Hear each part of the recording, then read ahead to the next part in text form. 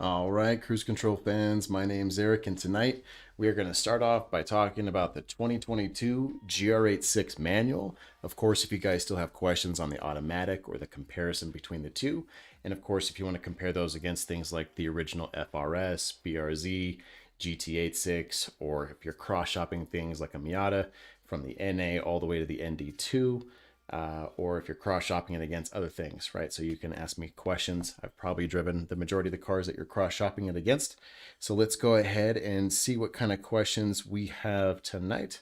I know that I saw a couple of good ones. All right, so they asked if I have any thoughts on the BRZ versus the GR86 debate. Great question. So my thoughts are this. I think it's a personal choice which one you want to go with.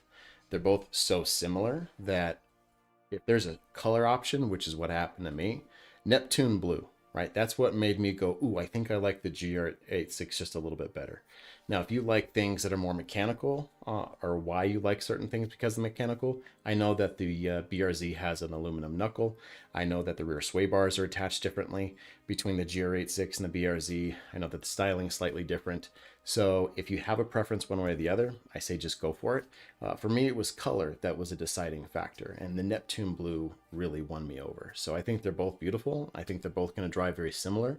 I have not gotten to drive a BRZ yet. I will. As soon as I get a chance to put on a BRZ, I'll put it on my channel and then give you guys my honest opinion. Be like, wow, these are the similarities between it and the GR86, because now I've driven the automatic and the manual.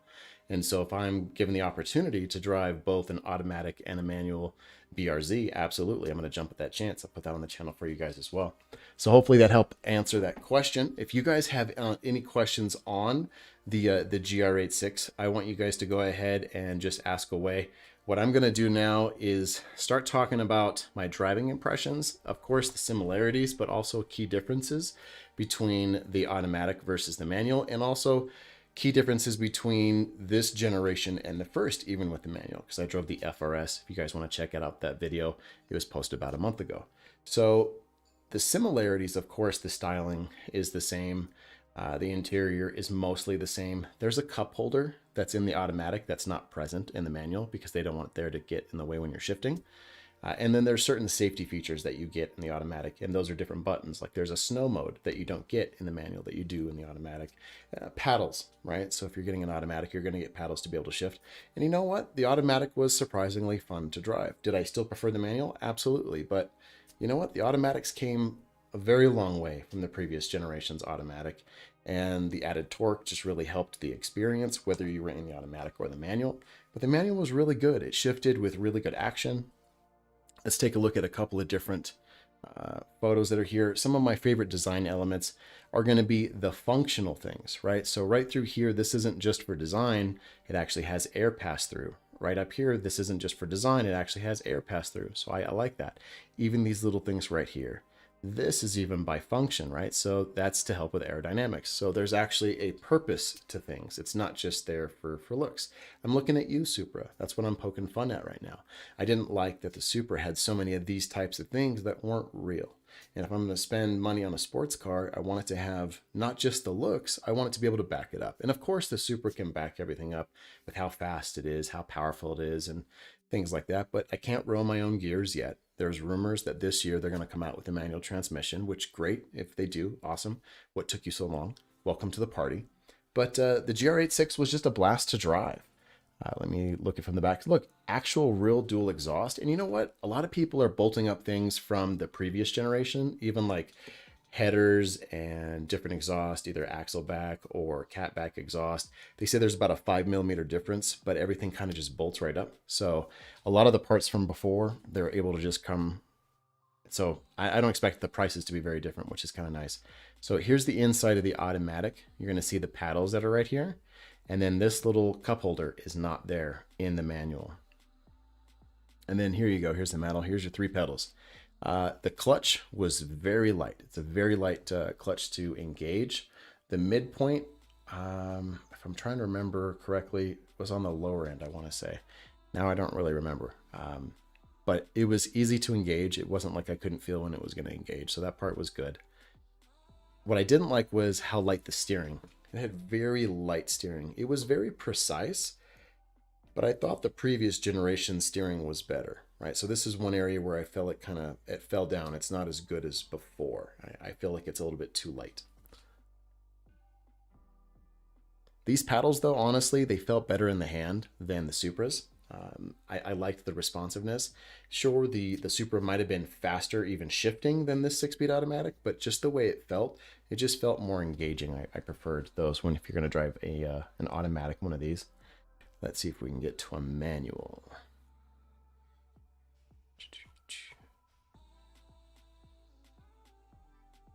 No, still an automatic. Come on. The first two that you show are automatics? That's a crime.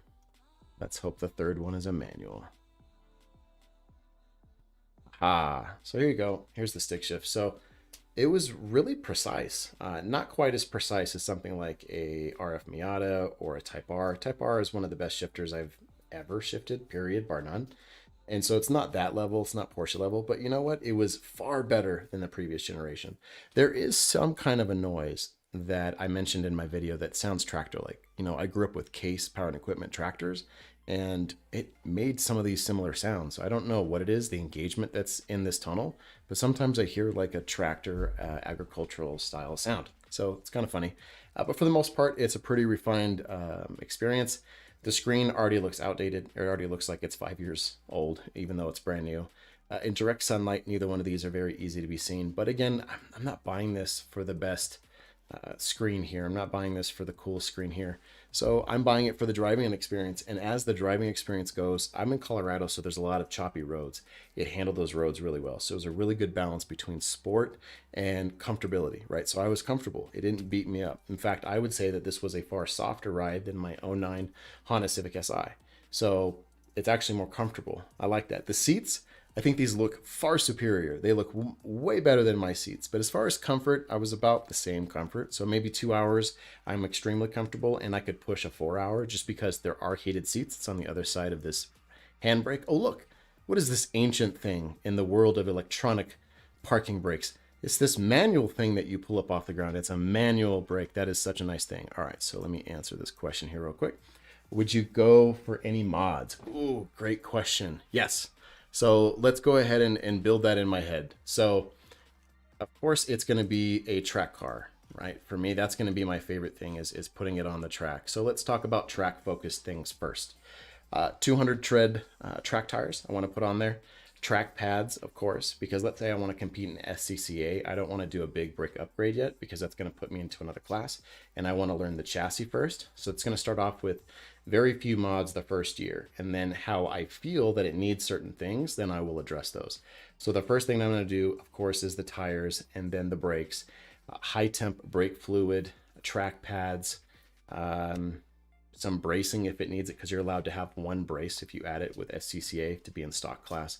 So those are the things that I would limit it to. Now the following year, and I'm like, ooh, I really want to address power. I want to maybe make it sound better, and I'll get bumped up to another classification. Then I would do an equal length headers, which I know is controversial. The Subaru Burble is great in an STI. The Subaru Burble in the old FA20, I wasn't a big fan. I actually preferred the way the equal length header sounded, which is not a popular opinion amongst Subaru enthusiasts, but that was my opinion. So I would do equal link here as well. Get a tuner, take it to the dyno, maybe do an intake not for power, but for actual sound. Just I want to hear the sound generator was actually better than what I thought it was going to be. I kind of thought that the sound generator would annoy me, but it didn't. It actually sounded pretty cool. But I still want to hear some real engine sound. So an intake, a louder exhaust, but I would actually want a high flow cat. I don't want to get rid of the cat, and I don't want to buy anything that's going to have drone. I absolutely hate drone. I'll take a quieter exhaust that has a little bit of sound than a really loud exhaust with a lot of drone. I don't want that. I'm not going to go the forced induction route. I do have a friend though that wants to take it a step farther, and he wants to get the supercharger kit on this. He wants to buy an all white one of these and do a white on white build, which sounds really cool. And I would want to get the Neptune Blue if this is one of the vehicles that I decide to get. Because again, I am shopping against the RF Miata, the Type R, and the GR Corolla, which we're going to talk about after this as well. So those would be my builds. And then on the interior, I would want some color. right? Like to me, it's too dark, it's too gloomy. So this stripe, if I get Neptune blue, which is the one I would want, I would match this stripe with that Neptune blue. I would put an LED light down here and here, have it be a nice soft blue tone so at night you can see it. And then the seat belts, I would try to match in the same blue that's the outside. And I would also get this steering wheel wrapped in Alcantara, and the stitching I would get done in the same blue as the outside. So minute details that I would add inside the interior, but to personalize it, that's what I would want because I just want to splash of color. And on the outside, again, I'm not going to do too much. I'll tint the windows to the legal tint that's here in Colorado. And then after that, it's going to be tires. And if I need to address, say, the suspension for track purposes, I'll either do springs that are 10 to 15% stiffer, or if I need to go full coil over kit, if that's what I'm going to be doing as far as racing is concerned. All right, so let's see what the next question was. I'm having a hard time finding a manual transmission and premium in my area. How hard was it to find the one that you reviewed? Extremely hard. I was lucky. I was very lucky. I'm persistent, benefit, I suppose. So I kept calling all the dealerships like, please let me drive one because I'm serious about trying to buy one. And I am. I'm either going to buy one of 4 cars, right? So this is one of the cars that I'm very serious about buying. So I go, please call me if somebody else falls through on the deal. And that's what it was. Somebody else was buying the car. The deal fell through. The manager called me and said, hey, are you still interested in this car? And I said, absolutely. And I came down within an hour of the call. So it was a fast response that I got. So I lucked out. It was very hard to get a hold of, and I didn't expect it to get it as fast as I did. And I felt lucky that I got to drive it. And I know some of you guys were hard on me for revving it up. They're like, oh, it's a new car with only 12 miles. You know that new cars can handle that now, right? And I wasn't beating on it. It was maybe revved like that 3 times. So it's not that big a deal. But no, it was a great car. I really enjoyed getting to drive it. I wish it would have been in the Neptune Blue. That would have been really hard to walk away from. Right now, I'm waiting for another big purchase to go through before I buy my car. So that's all I'm waiting for. And then I'm going to pick my next car. Or maybe I'm waiting for the GR Corolla because it's not out yet too. So that's part of it. All right. So do you guys have any more questions on the GR86 in automatic, in manual versus the previous gen? What I'm going to do after this, when you guys no longer have questions, is we're going to jump into things like the GR Corolla, why I'm interested in it. I had somebody go, oh, I know you're not going to choose the Corolla. It sounds like they didn't know that I was talking about a GR Corolla. So we need to make sure everyone knows that this is a turbocharged 3-cylinder. It's going to have the same engine that's been plucked out of the GR Yaris. And it's going to have all-wheel drive and a trick all-wheel drive system, meaning 50% of the power can go up front, 50% of the power can go to the back, or let's say it's bad weather and you want to make sure you have more control up front, you can do 60% of your power up front, 40% of your power in the back. Or let's say you want to go around the track and you want to be able to have nice control and less understeer. Then you can have 70% of the power to the back, 30% of the power to the front, right? So this is something that I'm very interested in. And if you look, I mean, all the spoilers have been shown for this, right? So we don't know exactly what it is, what it's going to look like. But this one in the camouflage is supposedly it, which is Toyota is teasing us. They say the engine code up here, and then it says 4 because it's going to be all 4 wheels are driven, all-wheel drive. So this is a hail back, the GR4. That's been around for a while. So that's pretty cool. And if you keep scrolling down, they do other things like this is a 2, a 6, and an 8 in the Climate. And inside the Climate, we are maybe referencing the 268 horsepower. It has 257, so they may bump it up to 268. I've also heard up to 296 horsepower, or maybe they're going to make a regular one with the 268 and maybe a GRMN version with the 296. That'd be cool. The G16 is also over here, so they're letting us know that it's going to be that engine. So over here, it's tiny and it's really, really little, but there is the GR Corolla coming in off the dirt. So it may be really fun. So that is one that I'm very interested in. All right, I'm like 40 minutes away from seeing the GR86 that was allocated to my deposit. Anything negative or positive you want to say to someone in my position about the car? Base model, manual, in red. You know, that's great opportunity. I've not had a chance to sit in the base model. I love the base price, right? It's such a good deal. I don't know how much less you're really not getting. I know you're not going to get the better tires. I know you're going to get the smaller wheels. You know, so it's going to be a little bit more drift happy, less sticky with the primacy tires that are going to be on there in the base model. But if you want to change the tires, that's just a quick tire set change. I think the car is a really good deal as long as they're not charging dealer markup. A lot of dealers are charging a markup, so hopefully this dealership is not charging you any markup. Some negatives to it. It's a little loud if you want this to be a highway cruiser, right? So let's say you're driving 30 miles each way every day at 75, 80 miles an hour on the highway. It's not a luxury car. It's a little loud. The inside's a little dark for me. So some people, that actually affects mood, depression. I've had people that go, oh, I can't sit in a car like that for too long because I get depressed. And that sounds weird to say, but it's an interesting vehicle to drive. I think you're going to have a blast. It's got a good amount of power. It's got a low amount of weight. The back end slides out, but it's controllable. So if you're in a winter area, I would advise some snow tires. If you're not in a winter area, then as soon as summer turns around, get some summer tires or some track tires and hit your local track. I think you're about to get a really great vehicle. It was a lot of fun to drive. It's, I think, a beautiful vehicle and a great value. So I think you're choosing a really good car. Congratulations on your new car. Seriously, let us know if you get it. It'd be awesome. All right, so I'd missed the spoiler on the base model, though you can order the spoiler in red, white, and black from Japan. Hey, thank you for letting us know that. So apparently the duckbill doesn't go up as high. There's that second piece. So you're not going to get as big of a duckbill spoiler. So you are missing that. Thank you for letting us know that that's an item that's missing. So that's really cool to know. So I appreciate that. All right, so let's see. Is there anything else that I'm thinking of that would be missing on the base model? Maybe heated seats are going to be missed on the base model. You probably don't have that, so I don't know if that's a big deal. I really liked the heated seats, but you can always add seat covers. I bought those for my Civic for like 40 bucks on Amazon, so you don't have to spend $3,000 more just to buy that feature. But no, it's a great car. I think you're going to really enjoy it. Have fun. All right, so what I'm going to do now is compare against some of these other cars that I have driven. So here's the Type R. I've driven this guy. It was just a technical marvel. Is it the prettiest thing to look at? Looks are subjective. There are those that think it's the best looking thing in the world and those that think it's ugly. I fall somewhere in between. I think it's radical. I think it's extreme, but I think it has the power to back up its crazy looks.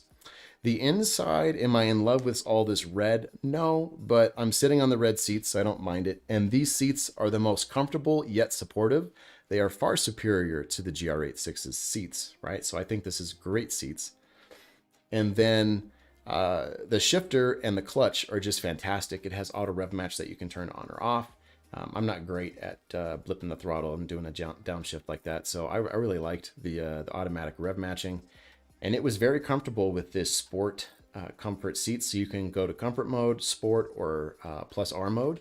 And it really makes a big difference based on what you're driving on. So for just fun built driving, for the money, this is just fantastic. It didn't have understeer, which was weird. I chucked it into some corners at a speed that was legal, but it shouldn't have been able to handle those corners. And it just was like, nope, I got this. I wasn't pushed out at all, right? So understeer is when you try to make a corner and then it pushes you out, and this, it just stayed right in. All right, so let's check back in with some of the questions here. Great points you brought up, especially with the cabin brightness and road noise. Very thankful. I'm receiving it at MSRP. Oh, congratulations. AutoNation Toyota of Las Vegas, if you're wondering. Hey, shout out AutoNation of Las Vegas for not charging any overages. I appreciate that. Colorado doesn't seem that far. Best wishes.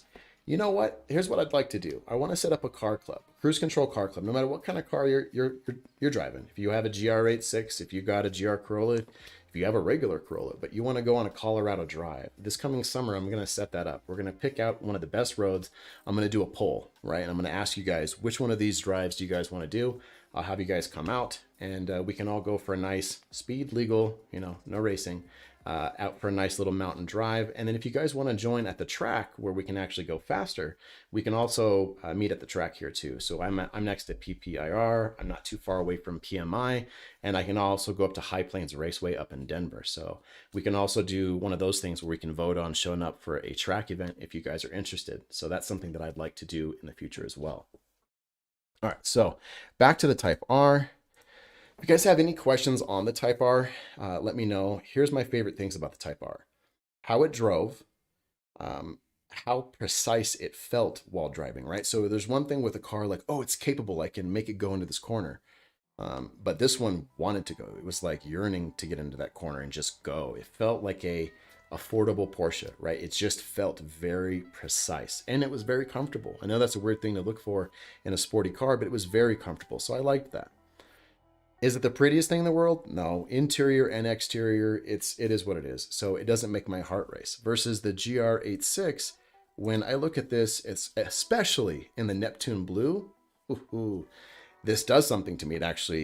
My heart races. And then when I get inside it, you feel lower to the ground. You have that rear wheel drive, the back end will slide. It's more playful. It's more fun. And so right now, I don't know what's going to win. The analytical side says Type R. My heart says GR86. In a perfect world, I want to make enough money to own both. I'm just saying that right now. All right, now let's compare it against the RF Miata, right? So the Miata is great. This is not the RF, is it? I'm not sure. But this is like a regular Miata. It doesn't have the little side pieces. But I like the RF Miata because it has the convertible hardtop. I'm here in Colorado. So what if there's bad weather? I want to be able to put that up, and I don't want cloth because sometimes snow and things like that. I want a hardtop. So the RF Miata was great. And at sea level, I'm sure it makes enough power. And I know you get in trouble for saying a Miata needs more power because that's not what they're about. I did yearn for more power in this. Even though the GR86 is not that much faster, it feels faster than what this does.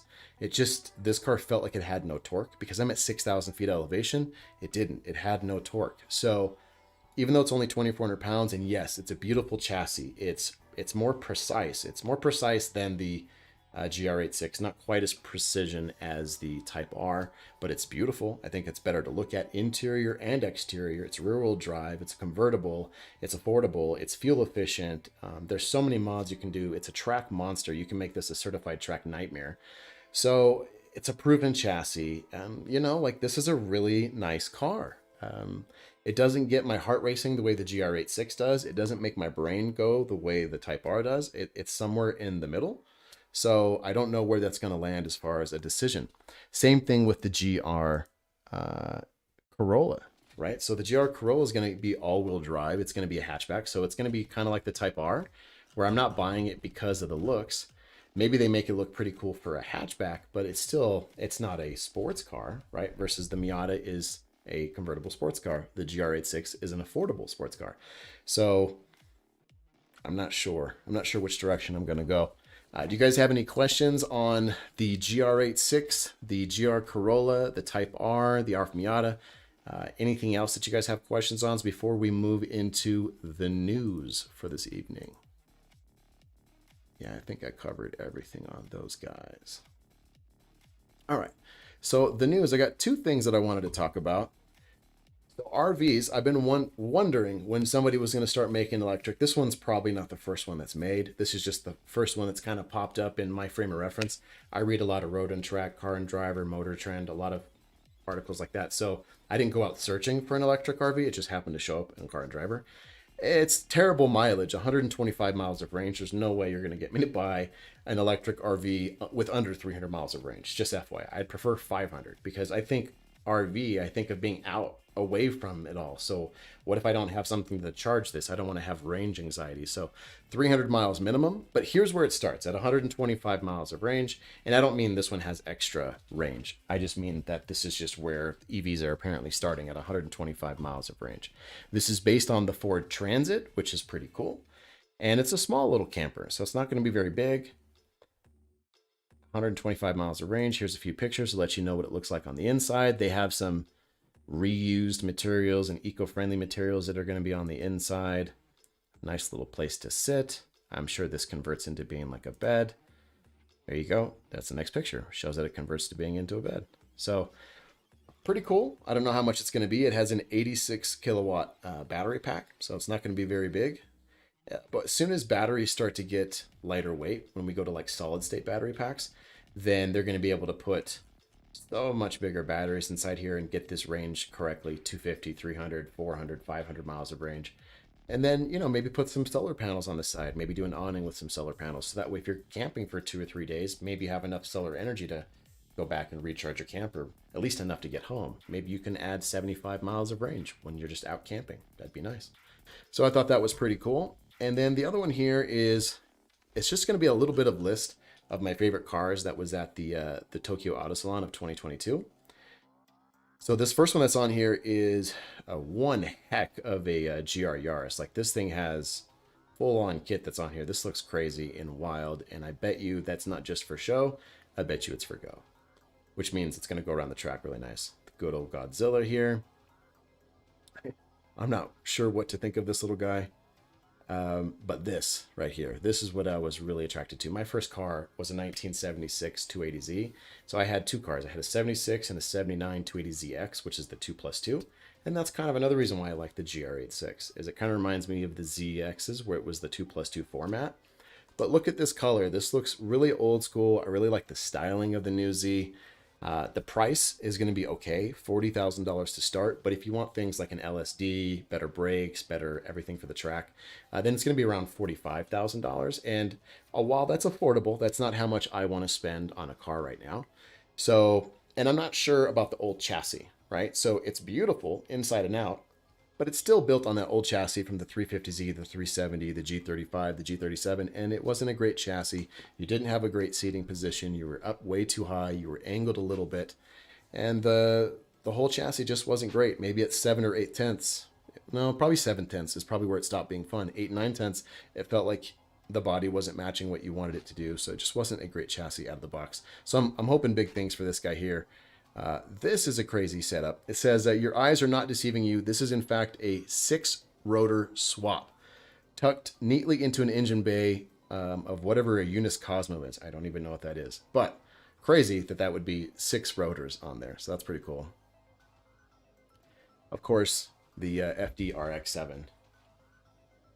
You know, winning is winning. This is a cool car. No matter how old I get, I still love this car, and I liked it before Fast and the Furious, by the way. Here is that GR Yaris. This looks so cool. So it looks so crazy. I'm probably never going to make my car look this extreme, but I can definitely appreciate everything that's here. This is really neat. Look at this. Don't forget about the first gen FRS and 86 and BRZ. This is cool. 2 JZ swapped. Man, that is a beautiful engine bay, and I bet you that thing is very fast. Ooh. Look at this Subaru right here. Does this look like any other Subaru you've seen on the road? Not me. This looks crazy. 1,000 horsepower. Man, that is gorgeous. That is cool. So this was just some of the stuff that was there. And I just wanted to kind of go over that. Oh, I bet you my friend's going to like this guy right here.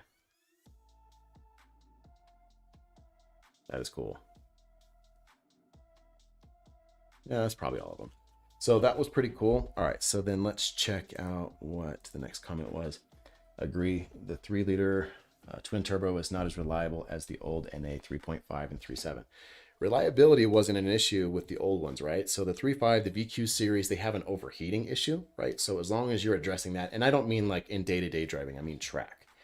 Look, the 3.5 is fine if you're just driving it in normal every day. But on the track, it had an overheating issue. So you could address that. It's not like you couldn't. You just add some cooling features and you're fine. But that was the only thing that I was aware of when people took those to the track was the overheating. But when it was at the track or even some canyon carving roads, the chassis wasn't great. So you had to do coilovers and some suspension work to really get the best out of them. And then this 3-liter twin turbo, I hope reliability is okay. Nissan is in a little bit of a predicament when it comes to financials right now, so I don't know how much research and development was really done in this. I want to make sure that it's a good product. I think it's beautiful. I'm so glad that it's here, especially since my first car was a Z, so it makes me very nostalgic, but I just don't want to spend $45,000 on that. Yeah, it's a pretty cool car, though. I like it. Are you guys going to get one? Any of you guys buying the new Z? I'm going to definitely drive one. Maybe it'll make me change my mind, and I'll say, hey, this is the best thing I've ever had in my life. You guys must go buy one of these guys. So what I'm going to do now is first ask you guys if you have any questions on anything we've discussed so far, the GR86 manual, automatic, RF Miata, the Type R, anything like that. I want to answer any of those questions, and then we're going to move into helping you buy your next vehicle. I already have a vehicle queued up, so that way you guys get an idea of what I do. So when you guys are looking for a new vehicle, it's a small donation. It's $3 to the channel. And then what I do is I look up things in your area, so you can give me like a zip code and I'll find a vehicle. We're going to look to make sure that it's got good crash test ratings. We'll look to make sure that it's decent fuel economy. We're going to look to make sure that it doesn't have any reliability complaints. No car is perfect. There's always going to be something. but we want to make sure that you're going to get the best deal that you possibly can for the best price, safest, most fuel efficient. So that's where that donation goes. But let's see if anybody has any questions on any cars. It's the same engine out of the Infiniti Q50, Q60. It is. Yeah, and they are currently plagued with problems. The nice thing about having those problems now in the Infiniti brand is hopefully they've worked out said kinks before it trickles down into a bigger brand, right? Because Nissan sells far more cars than Infiniti. So before it gets into a mainstream vehicle like the Nissan Z, hopefully they're going to address those issues, would be my hopes. But again, that's the whole money issue. Like, I don't know if they have the money to address those issues. I really don't. All right, so let's look into a vehicle. So the vehicle that I chose is something that I might need. So I'm looking at a Toyota Sequoia, and not for towing. Really, it's a camera vehicle is what I would use it for. So let's say I'm reviewing a vehicle and I want to get a nice camera shot. I can have somebody right here. This little back window slides down, right? And so when that slides down, I can have somebody with a nice camera back here. So when I'm out on the road and I'm doing different things, they can get different angles and different shots. So that's why I'd want to buy something like this. The 4Runner from like 2003 on up had that feature as well. There's some Jeeps that have had that feature. There's quite a few different cars that have had that feature. This one was a good price. It's got great crash test ratings. It's not fuel efficient. It's 15 miles to the gallon, but this still tows around 6,000 pounds. So in case if I needed to tow a trailer, so it's 62 to 65. So 6,000, you're in a safe zone. You're not maxing out your towing, right? And I also wanted to see the safety. It didn't look like there was going to be anything specifically for the Sequoia. So since it was built on the Tundra's chassis, I looked at the Tundra, and that got a good with an acceptable, but overall a good and a little bit of marginal. So overall, it should be a safe vehicle. And then for reliability, of course, we went to car complaints. And at car complaints for that year, they give it their seal of awesome, which is just their opinion. So don't take that as a fact. What are facts are what's being reported here. Electrical problems, 5. Drivetrain problems, 3. And then there's NHTSA behind here, 11 additional complaints, 3 additional complaints, 20 additional complaints. So, but you have to think about how many Sequoias were sold. And yeah, this had 5 problems or 11 or 20. It's not a lot of problems with how many are sold. And none of them were that big. Yes, electrical problems could be a big deal, drivetrain problems, right? But it's very few. So then it makes you feel like you're getting a relatively safe vehicle. Of course, always check it out, have your mechanic inspect it, things of that nature. No car is perfect, and hopefully you just never get a lemon. And so these are some of the things that I look at. This is Fuelie. This tells you what real people get for fuel economy. It's not what the EPA is telling you. It's what people like you and I are doing. And then they go on here and they report it saying, hey, this is what I got for my fuel economy, right?